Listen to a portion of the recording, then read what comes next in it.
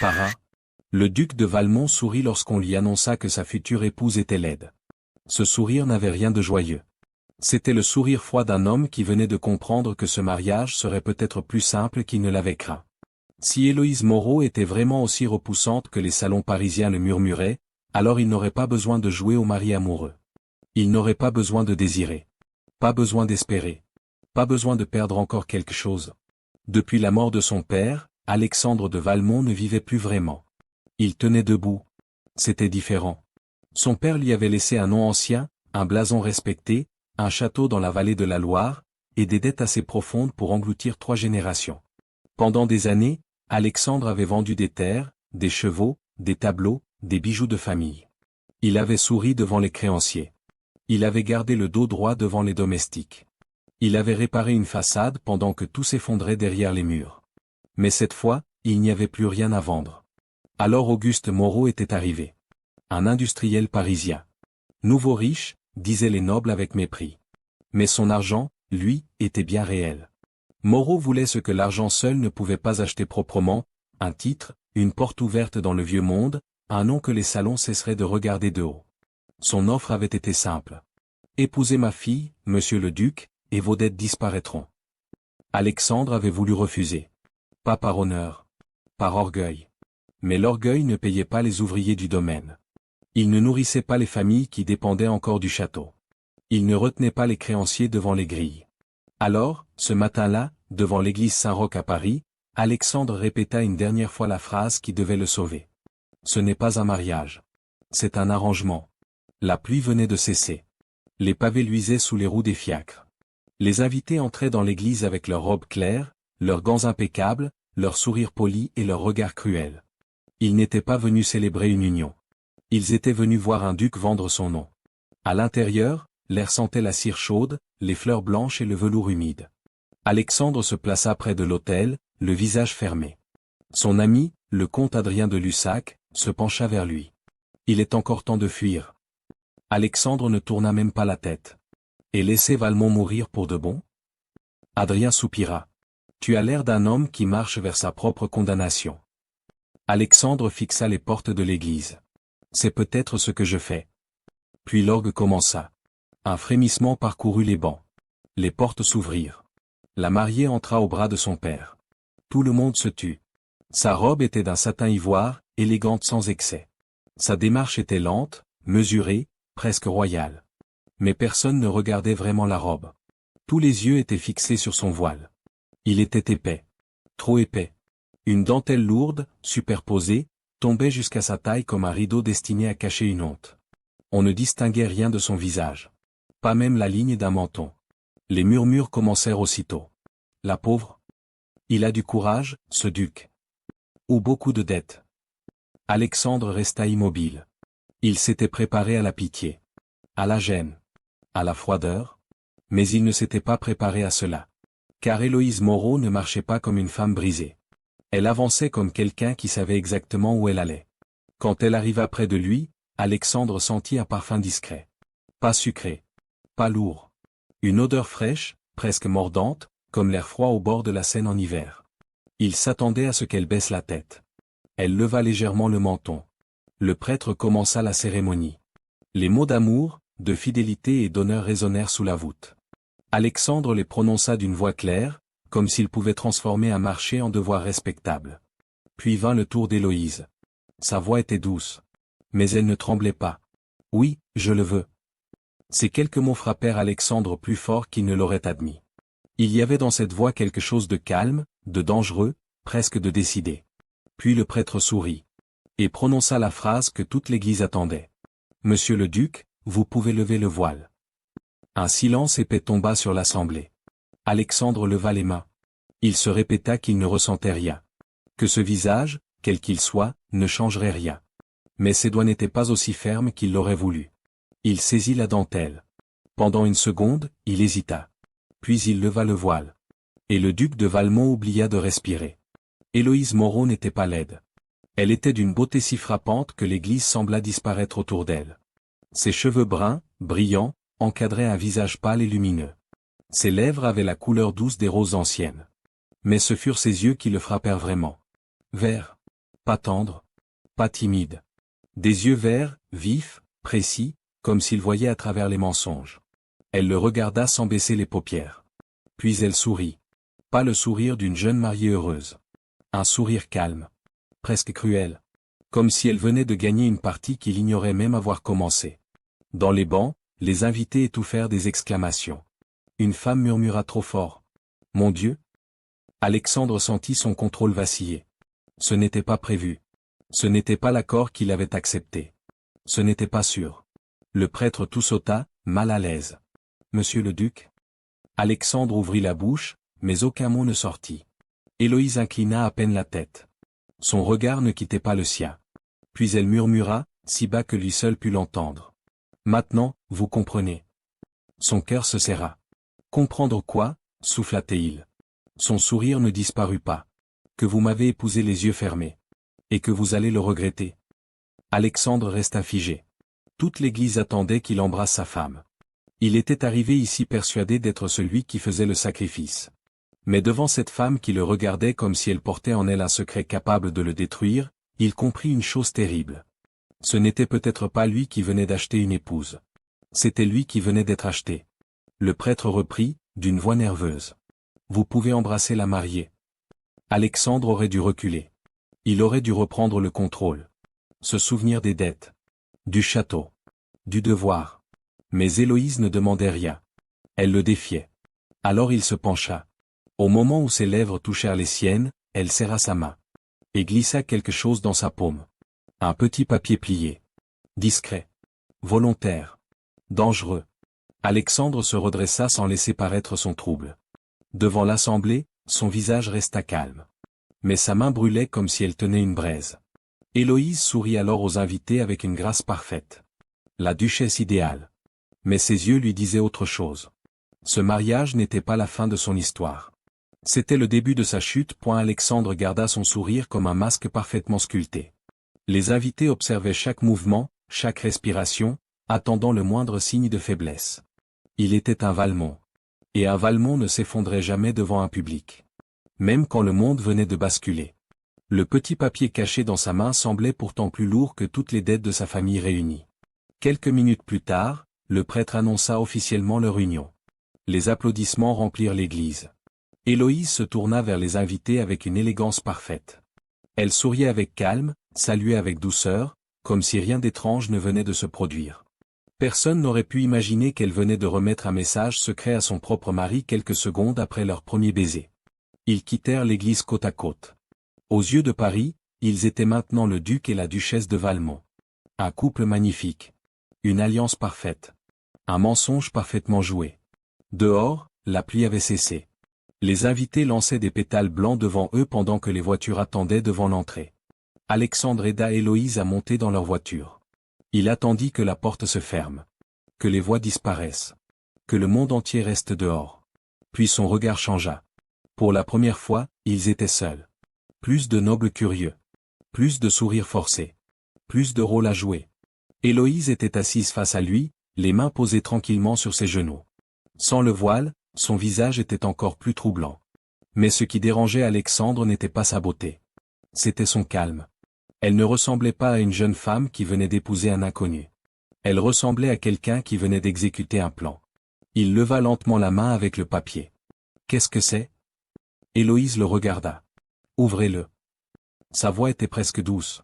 Et cela rendait la situation encore plus inquiétante. Alexandre déplia le papier. Quelques lignes seulement étaient écrites d'une écriture élégante. « Monsieur le duc, ce mariage peut sauver votre fortune. Mais il ne vous sauvera pas de moi. Si vous essayez de me cacher, de me réduire au silence ou de me traiter comme un simple arrangement acheté avec l'argent de mon père, je révélerai une vérité que votre nom ne pourra pas supporter. Nous parlerons ce soir.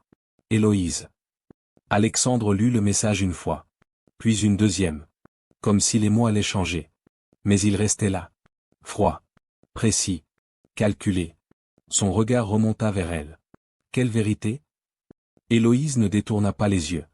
Celle que vous découvrirez si vous devenez l'homme que je pensais avoir épousé. La mâchoire d'Alexandre se contracta. Alors elle savait. Elle savait qu'il avait accepté ce mariage parce qu'il pensait recevoir une femme qu'il pourrait garder à distance. Elle savait qu'il avait trouvé du confort dans l'idée de ne jamais s'attacher. Et il détestait qu'elle ait raison. Vous m'avez menacé le jour même de notre mariage. Elle secoua légèrement la tête. Non. Je vous ai prévenu. Une menace vient seulement quand l'avertissement est ignoré. Alexandre s'appuya contre le dossier. Qui êtes-vous réellement, Héloïse Moreau? Elle répondit simplement. Votre épouse. Ce n'est pas une réponse. C'est la seule que vous méritez pour l'instant. Le silence remplit la voiture. Un silence lourd. Un silence de deux personnes qui avaient toutes les deux caché leurs véritables intentions. Alexandre voulait se mettre en colère. Il voulait exiger des réponses. Mais pendant des années, il avait vu son père détruire leur famille parce qu'il ne contrôlait jamais ses émotions. Alors il resta immobile. Froid. Comme toujours. La réception eut lieu dans la grande demeure parisienne des Moreau. Une maison immense près des quartiers les plus élégants de la capitale. Tout y criait la réussite. Les lustres en cristal. Les peintures coûteuses. Les tables couvertes de plats raffinés. Mais les anciennes familles présentes continuaient de regarder autour d'elles avec ce mépris discret des gens qui pensent que l'argent récent vaut moins qu'un vieux nom. Héloïse, pourtant, semblait appartenir à cet endroit plus que n'importe qui. Elle parlait avec assurance. Elle répondait aux remarques cachées derrière les sourires. Elle gagnait le respect sans jamais hausser la voix. Alexandre l'observait malgré lui. Il cherchait une faille. Une preuve que tout cela n'était qu'un jeu. Mais il n'en trouvait aucune. Cette femme que tout Paris appelait la pauvre fille cachée venait d'entrer dans le monde qu'il avait rejeté. Et elle marchait au milieu d'eux comme une reine. Adrien s'approcha discrètement de lui pendant le repas. Tu as l'air d'un homme qui vient de découvrir que son épée ne fonctionne plus. Alexandre ne sourit pas. Mange, Adrien. Son ami leva un sourcil. Donc c'est encore pire que je pensais. Alexandre ne répondit pas. À l'autre bout de la salle, Auguste Moreau leva son verre. Au duc et à la duchesse de Valmont. Que leur union soit longue, solide et prospère. Les invités applaudirent. Héloïse leva son verre. Et pendant une seule seconde, son regard croisa celui d'Alexandre. Encore ce même regard. Pas de peur. Un défi. Plus tard, lorsque la réception toucha à sa fin, Alexandre se retrouva seul dans un couloir silencieux. Il regardait un tableau sans vraiment le voir. Puis une voix arriva derrière lui. Monsieur le duc. Auguste Moreau. L'homme souriait comme un négociateur qui venait de conclure la meilleure affaire de sa vie. J'espère que vous êtes satisfait. Alexandre tourna lentement la tête. Vous ne m'avez jamais montré son visage. Le sourire de Moreau resta en place. Un bon négociateur ne révèle jamais toutes ses cartes. Le regard du duc devint plus froid. Donc ma femme était une négociation. Moreau haussa légèrement les épaules. Tous les mariages le sont. Certains ont simplement l'honnêteté de l'admettre. Alexandre s'approcha. Les rumeurs sur elle, vous les avez laissées vivre. Pour la première fois, le visage de Moreau changea légèrement. Paris adore inventer des monstres. Je n'ai simplement pas corrigé ce que les gens voulaient croire. Vous avez laissé votre propre fille être traitée comme une honte. Le regard du père devint plus dur. Non, monsieur le duc. Il fit une pause. J'ai laissé le monde la sous-estimer. Ce n'est pas la même chose. Ces mots restèrent dans l'esprit d'Alexandre. Parce qu'il comprit soudain quelque chose. Le voile. Les rumeurs. Le secret. Rien de tout cela n'était un accident. Héloïse n'était pas cachée parce qu'elle était faible. Elle était cachée parce que quelqu'un voulait qu'elle disparaisse. Et cette nuit-là, au château de Valmont, il allait enfin découvrir pourquoi point le soir tomba lentement sur Paris. La ville brillante, pleine de murmures et de regards cachés, disparut peu à peu derrière eux pendant que la voiture avançait vers la vallée de la Loire. Le château de Valmont les attendait. Un endroit ancien. Respecté. Mais rempli de blessures invisibles. À travers la fenêtre, Héloïse regardait les lumières s'éloigner. Son visage était calme. Trop calme. Comme si elle avait passé toute sa vie à apprendre à cacher ce qu'elle ressentait. Alexandre l'observait en silence.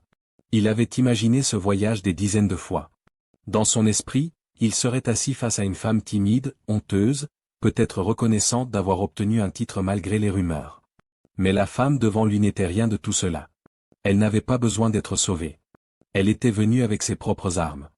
Et cela le troublait plus que sa beauté. Finalement, il brisa le silence. Vous aviez préparé ce message depuis longtemps. Héloïse ne quitta pas la fenêtre des yeux. Oui. Vous aviez prévu ma réaction. Oui. La simplicité de ses réponses l'irrita. Pourquoi? Cette fois, elle tourna enfin la tête. Dans la faible lumière de la voiture, ses yeux semblaient encore plus froids. Parce que sinon vous auriez essayé de me contrôler. Alexandre fronça les sourcils. Vous ne me connaissez pas? Je connais votre réputation. Elle continua. Le duc de Valmont. L'homme qui ne montre jamais rien. Celui qui transforme chaque sentiment en faiblesse. Celui qui peut abandonner n'importe qui tant que son nom survit. Ces paroles touchèrent plus profondément qu'il ne voulait l'admettre. Et que dit-on de vous, madame la duchesse? Pendant une seconde, quelque chose changea dans son regard. Une douleur rapide. Presque invisible. Puis le masque revint. On ne disait rien de moi. Elle regarda de nouveau la route sombre. Parce que mon père s'est assuré que personne ne puisse vraiment me connaître. Alexandre resta silencieux. Cette fois, il entendait autre chose dans sa voix. Pas seulement de la colère. Une blessure. Vous auriez pu refuser ce mariage, dit-il. Héloïse eut un petit rire sans joie. Refuser? Elle secoua la tête. Votre dette avait besoin de l'argent de mon père. Et moi, j'avais besoin de votre nom. Elle le fixa.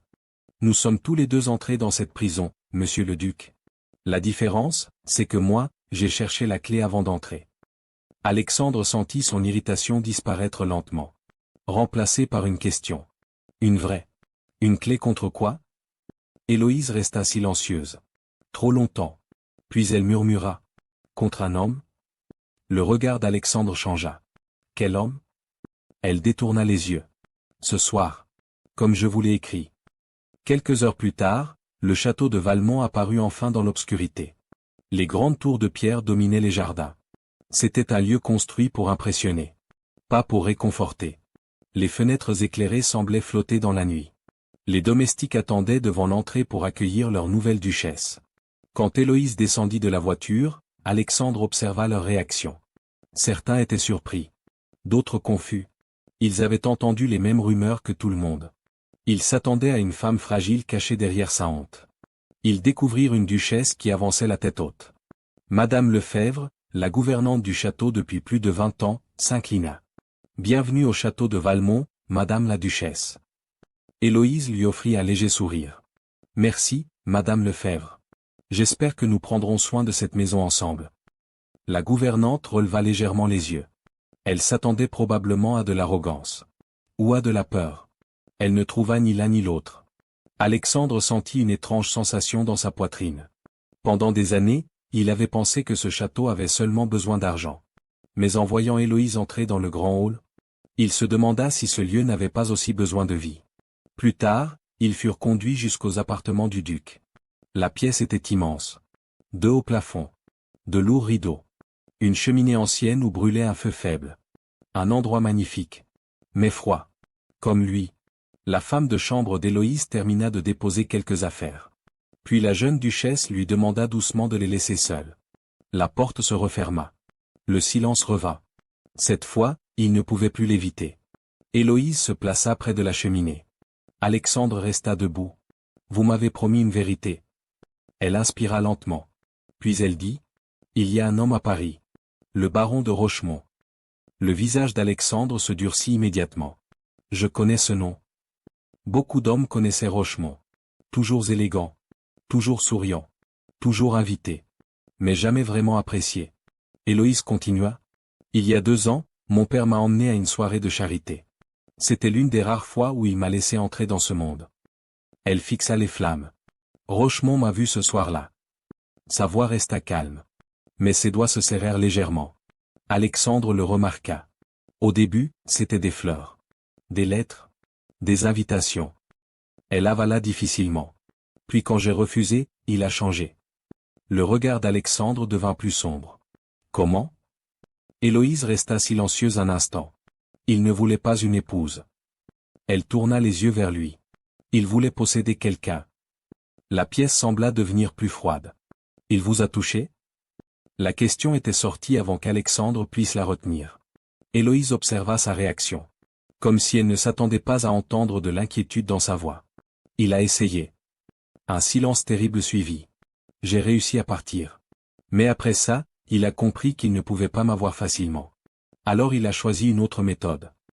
Alexandre comprit avant même qu'elle termine. Les rumeurs? Elle hocha la tête. pas celle sur mon visage. Elle prit une inspiration.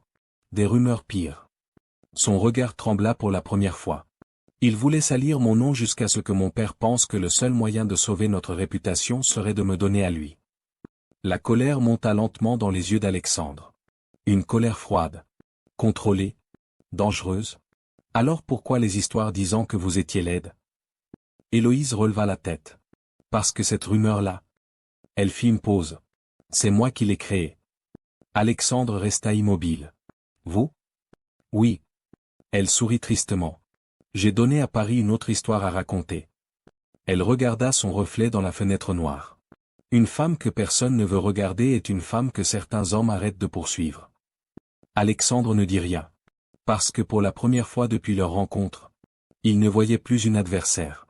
Il voyait une femme qui avait construit une armure. Comme lui. Mais avant qu'il puisse répondre, on frappa brutalement à la porte. Un domestique entra, le visage pâle. Monsieur le duc, pardonnez-moi, mais un message urgent vient d'arriver de Paris. Alexandre prit la lettre. Il reconnut immédiatement le sceau. Il l'ouvrit. Lut. Et son visage devint aussi dur que la pierre. Héloïse sentit son cœur accélérer. Qu'est-ce qu'il y a? Alexandre leva les yeux vers elle. Et pour la première fois, elle ne vit pas de la froideur. Elle vit une rage prête à protéger. Le baron de Rochemont a quitté Paris. Héloïse resta figée. Où va-t-il? Alexandre serra la lettre dans sa main. Ici. Pendant quelques secondes, aucun d'eux ne parla. Le silence dans la chambre était devenu plus lourd que tous les secrets qu'il venait de révéler. Héloïse fixa la lettre dans la main d'Alexandre. Elle avait passé 2 ans à fuir ce nom. 2 ans à construire des murs autour d'elle. 2 ans à accepter que le monde pense qu'elle était une femme cachée, une femme brisée, simplement pour rester libre. Et maintenant, le baron de Rochemont venait jusqu'à elle. Jusqu'à sa nouvelle maison. Alexandre remarqua le changement dans son visage. Elle essayait de rester forte. Comme toujours. Mais cette fois, il vit la peur derrière le masque. Il ne vous approchera pas. Héloïse releva les yeux. Elle sembla presque surprise. Vous dites cela parce que je suis votre responsabilité maintenant? Alexandre resta silencieux un instant. Quelques heures plus tôt, la réponse aurait été simple. Oui. Parce qu'elle était son épouse. Parce que son nom était lié au sien. Parce qu'un scandale détruirait Valmont. Mais maintenant, ce n'était plus la seule raison. Non. Sa réponse était basse. Sincère. Parce que personne n'a le droit de vous traiter comme une chose à posséder. Pour la première fois depuis leur rencontre, Héloïse ne sut pas quoi répondre. Elle avait préparé des arguments contre sa froideur. Contre son arrogance. Contre son rejet. Mais pas contre sa protection. Alexandre sortit immédiatement de la pièce. En quelques minutes, tout le château changea. Les grilles furent fermées. Les domestiques reçurent l'ordre de ne laisser entrer personne sans l'autorisation directe du duc. Un cavalier fut envoyé prévenir les autorités locales.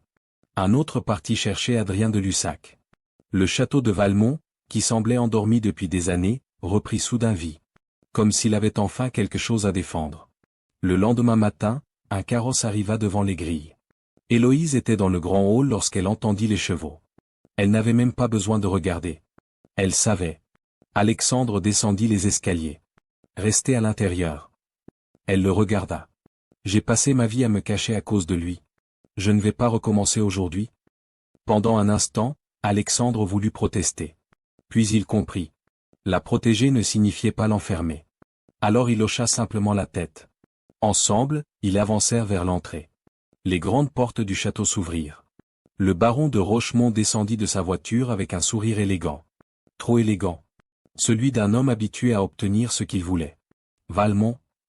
Il écarta les bras comme s'il venait rendre visite à un vieil ami. Je voulais simplement présenter mes félicitations au nouveau marié. Son regard passa immédiatement derrière Alexandre. Vers Héloïse. Son sourire grandit. Madame la duchesse. Rien que sa voix fit revenir des souvenirs qu'elle aurait préféré oublier. Mais cette fois, elle n'était pas seule dans un couloir sombre à Paris. Elle était chez elle. Alexandre fit un pas devant elle. Vous n'êtes pas le bienvenu ici.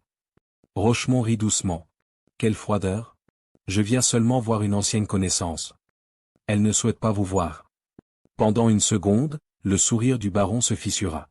Puis il regarda Héloïse. Vous lui avez raconté vos petites histoires? Alexandre répondit avant elle. Elle m'a raconté la vérité. Le visage de Rochemont changea. Juste un instant. Assez pour révéler l'homme derrière le masque. Faites attention, Valmont. Certaines femmes savent très bien manipuler les hommes. Alexandre descendit lentement une marche. Sa voix resta calme. Mais tout le monde sentit le danger. Et certains hommes appellent manipulation le moment où une femme refuse de leur obéir. Les domestiques présents restèrent silencieux. Rochemont regarda autour de lui. Pour la première fois, personne ne baissait les yeux devant lui.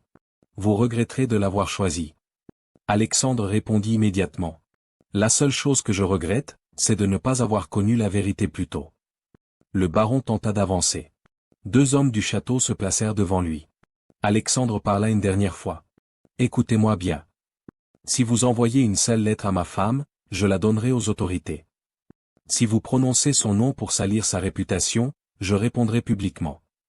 Et si vous revenez ici sans invitation? Il s'approcha. Vous ne repartirez pas librement. Le sourire de Rochemont avait disparu. Il comprit. Le monde avait changé. Héloïse n'était plus seule. Sans un mot de plus, il remonta dans sa voiture. Quelques instants plus tard, les grilles du château se refermèrent derrière lui. Et seulement à ce moment, Héloïse sentit ses jambes trembler. Toute la force qu'elle avait gardée pendant des années sembla disparaître d'un coup. Elle posa une main contre le mur. Alexandre s'approcha immédiatement. Héloïse? Elle secoua la tête, mais les larmes étaient déjà là. Je pensais que je devrais toujours me battre seule. Ces mots frappèrent Alexandre plus fort que toutes les accusations qu'elle lui avait lancées. Parce qu'il comprenait cette solitude. Lui aussi avait vécu derrière des murs. Simplement des murs différents. Vous n'êtes plus seul. Elle leva les yeux vers lui. Pourquoi? Parce que je porte votre nom? Alexandre s'approcha doucement. Non. Une pause. Parce que maintenant je connais la femme derrière ce nom. Cette nuit-là, dans la chambre du duc, le feu brûlait doucement. Mais quelque chose avait changé. Le silence entre eux n'était plus une guerre. Alexandre resta debout près de la cheminée. Je vous ai épousé pour sauver mon domaine. Héloïse ne répondit pas. Alors il continua. Je pensais que si je ne ressentais rien, je ne pourrais rien perdre. Sa voix devint plus basse. Puis j'ai eu peur en voyant votre visage. Elle fronça légèrement les sourcils. Peur? Il sourit tristement. Oui. Parce que votre beauté m'a forcé à voir une vérité que je voulais éviter. Il la regarda. Je pouvais encore vouloir quelque chose. Pour la première fois, son armure à lui tombait. Et vouloir quelque chose signifie avoir peur de le perdre. Héloïse sentit son regard s'adoucir. Moi aussi, je me suis caché. Elle baissa les yeux.